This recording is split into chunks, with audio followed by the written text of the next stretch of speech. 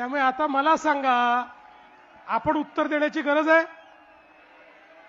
उत्तर त्यांनीच दिलंय.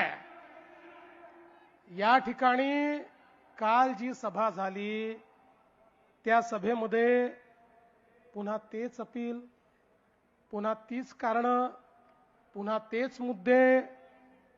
खरं म्हणजे आत्ताच एकनाथजींनी या ठिकाणी सांगितलं, ही मुंबई कोणाच्या बापाच्या बापाच्या बापाच्या बापाच्या बापाच्या बापाच्या बाप जरी आला तरी महाराष्ट्रापासून तुटू शकत नाही. पण बंधू भगिनींनो, माझा तुम्हाला सवाल आहे, अरे तुम्हाला जर आज मराठी माणूस या ठिकाणी कुठेतरी अडचणीत दिसतोय, मराठी माणसावर खतरा दिसतोय, तर 30 वर्ष तुम्ही काय कंचे खेळत होतात? मला सांगा, काय करत होतात तुम्ही?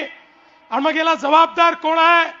25-25 वर्ष या महानगरपालिकेमध्ये खुर्च्या तोडण्याचं काम तुम्ही केलं, आणि तरी जर माझा मराठी माणूस या ठिकाणी अडचणीत असेल, अरे चुल्लू भर पानी में डूब मरो, कहा वोट मांगने के लिए यहां आते हो. आणि मला आव्हान देतात, म्हणे आदित्यशी चर्चा करा. ठीक आहे, तुम्हाला पोराला प्रमोट करायचं आहे, पण आदित्यशी चर्चा करा. अरे बाबा, आदित्यशी जर चर्चा करायची असेल तर आमची बाजूची उमेदवार शीतल गंभीर ती देखील याच्याकरता पुरेशी आहे.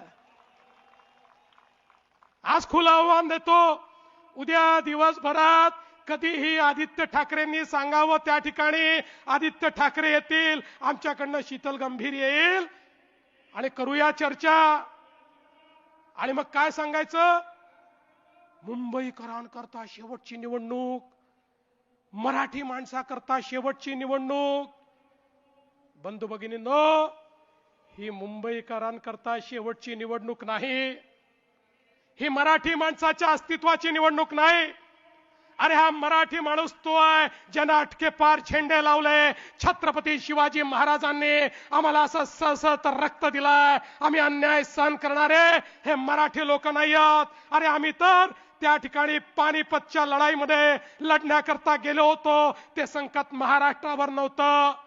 अहमद शाह अब्दालीने त्या ठिकाणी पत्र लिहून कळवलं होतं मराठ्यांना की तुम्ही केवळ सिंध, पंजाब आणि बलुचिस्तान हे माझा आहे म्हणून सांगा, उर्वरित संपूर्ण भारत हा मराठ्यांचा आहे म्हणून मी त्या ठिकाणी त्याला मान्यता देतो. पण मराठे थांबले नाही, कारण आपल्या भारताचे तुकडे होत होते आणि तिथे जाऊन लढलेले आम्ही मराठे आहोत.